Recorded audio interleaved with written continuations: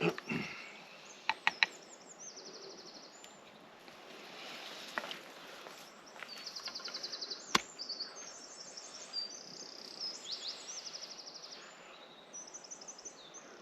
2 coals out of that.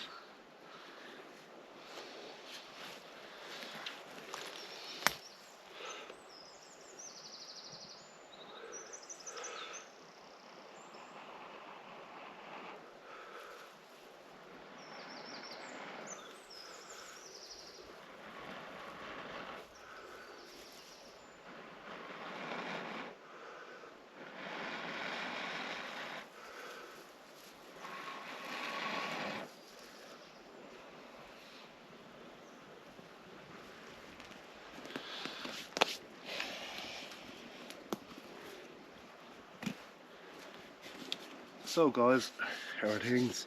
We're back again. I've just put a few of my little bits away there. So that was a bow drill with a hazel spindle and an ivy hardboard. A bit out of breath.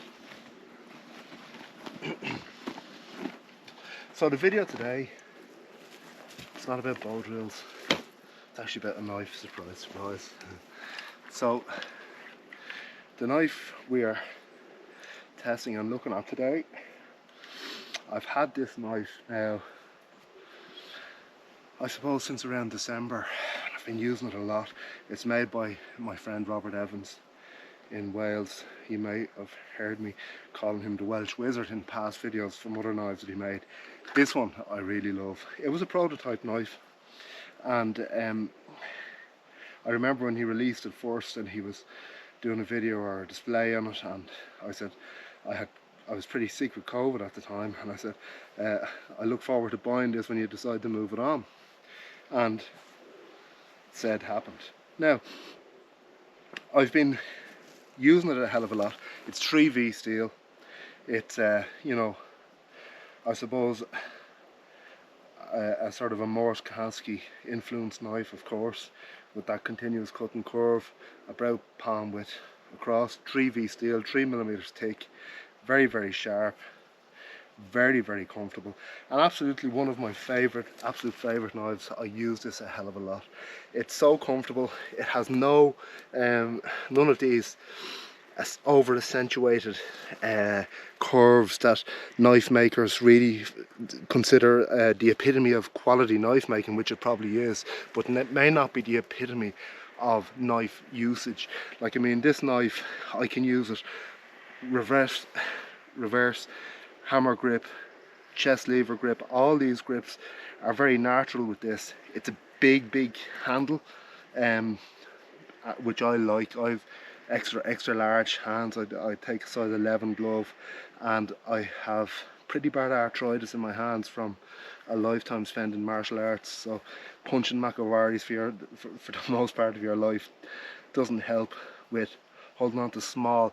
Like, I mean, the Mora Classic #1, I just can't work with that. I love the knife, but the handle is too thin. I just can't hold on to it for any period of time. Now, I've done all the standard stuff with this. I've made a few things with it. I've made a couple of hobo fishing reels. I've made this net needle. Okay, so in Morse Kahansky's thinking, a knife has to be able to make a net needle, a net gauge, and I have made a couple of figure 4 deadfall traps and stuff like that. Now, in my thinking, once a knife can make those kind of things, and it can batten wood up to wrist thick type wood, well, you're kind of home and hose. It's a no-brainer as a survival knife. Yeah, so that's a whoopsie. Bit tricky to set up. I don't have a log here, but bear with me for a second.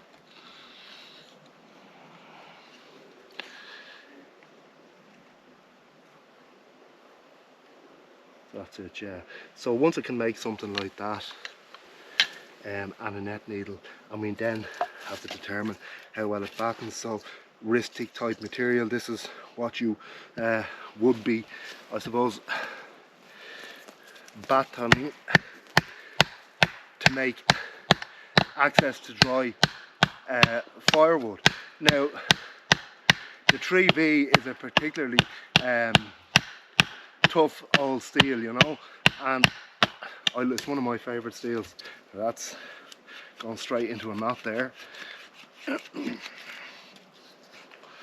But if you can handle material like this, you know then that it's fit for requirement when it comes to shelter building and the likes. And like I said, in Ireland, with the exception of the last bit of weather, it's very, very dry here today. I don't know if you can see, there's a lot of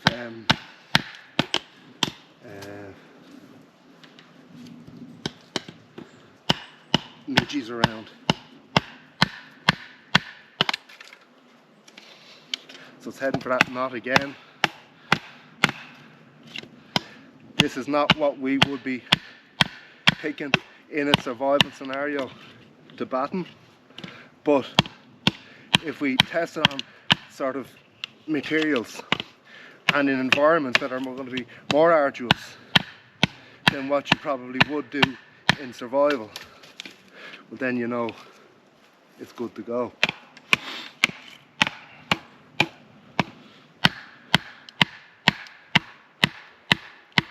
And you can see the distinct advantages of a knife like this that really isn't an awful lot bigger than, say, your classic Mora, but the resilience of it. And yet again, micarta, it's a kind of a substrate material that you can batten on.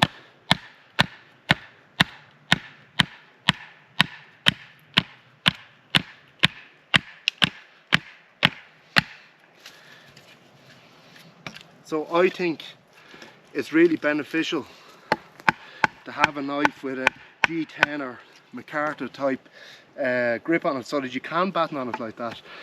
The beauty of it as well, I find that I do quite a lot of game prep and stuff like that, and it does seem to become more grippy when wet or bloody, which is a distinct advantage as well. Particularly on micarta, more so than G10. And we're nearly there now.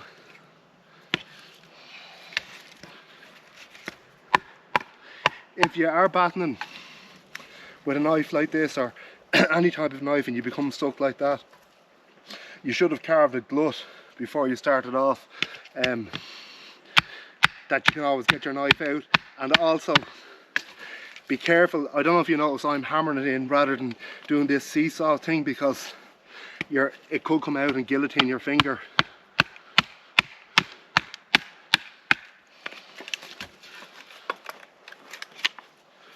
So you can see the twists and turns and that. Although soft wood, it is very, very challenging for it, but the knife performed flawlessly. Now, what I particularly like about this knife, and the knives that Robert makes in general, there are 3 holes here, as you can see in the tang. They are the only holes in the knife. There's no skeletonization in the tang where you're creating a potential stress point that it could break. It is a genuine full tang, and I really like that about it, you know. So there's not an indentation out of that Scandi. Now this Scandi does have a tiny micro bevel, a buffed micro bevel, I suppose, for want of a better word. So we test it now on just a little bit of this wood wool and a ferro rod. Now of late, guys, I just don't want to light any fire on the forest floor because things are so dry, but lately, and I did a video on this Speedy Sharp, and I've been using this an awful lot lately because it's just an incredible ferro rod scraper. But this is fantastic too. So the two methods that I tend to employ, and I know anyone who watches videos of me before will be aware of this. One is anchoring my hand and knife and drawing the ferro rod back, and that's what I call the Mears version. So that's favoured by Ray Mears. And the other version then is this one, which is the Morris Kahansky version, where you're using the tip and you're pushing in like that. Now that gives you, I don't know if you can see, I didn't intend to light that, but that's what an aggressive spark that gives you. It's really, really very, very incredible. And the funny thing about it is most knives, even Pukos, that don't have a 90-degree spine will be somewhat sharp on the edge near the tip, but you can see how effective that is. It's very, very aggressive, and actually, like I said, I didn't intend on lighting that. I was just displaying the Kahansky method. And definitely probably a better method, actually not probably, definitely a better method when you're using sort of a questionable flash tinder or initial tinder. If everything is bone dry, the Mears method works very, very well. But the one method that, in my opinion, does not work well is the method that we most often see, and that's this method, where your hand is pushing towards whatever kind of flash tinder you're trying to use, and ultimately the tinder ends up strewn across the forest floor. So guys, I don't have much more to say about this knife. It is absolutely fantastic, as is any of the Rob Evans knives. Oh yeah, I do have one other thing to say. You may notice that I've put the lanyard on this midstream on the mid hole, and I'll tell you why. I learned this by way of David Halliday, and on the archaeological map it was coming up that early knives had this whole center handle like that, and really it indexes so fantastically well. So if you're, and the one time that I would have a knife dangling like that quite a bit is when I'm making nets, fishing nets and stuff like that, where you're constantly using both hands, then you need to cut. And see how well it just indexes. Straight away it comes back into your hand and you're ready to go. It's fantastic. And index is much better than it does with the original, say, Lanyard point.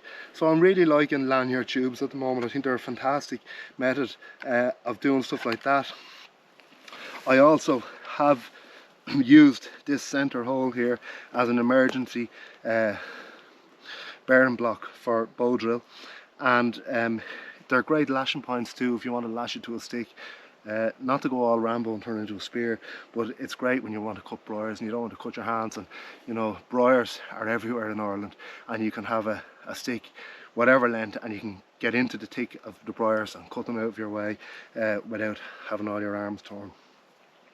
Okay guys, we'll be back soon. Thanks for dropping by. Take care.